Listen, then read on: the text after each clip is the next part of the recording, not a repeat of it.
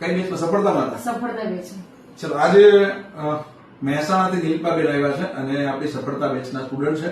TET 1 ની અંદર સફળ થયા છે. નીલપાબેન કેટલા સ્કોર છે?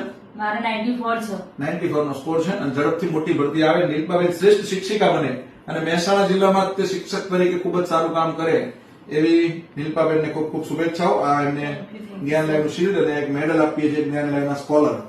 બરાબર. નીલપાબેન કઈક વિદ્યાર્થીઓને સંદેશો આપશે કે ભાઈ એની તૈયારીનો અનુભવ કેવો રહ્યો અને જ્ઞાન લાઈવ સાથે એમને તૈયારીની કેવી મજા આવી?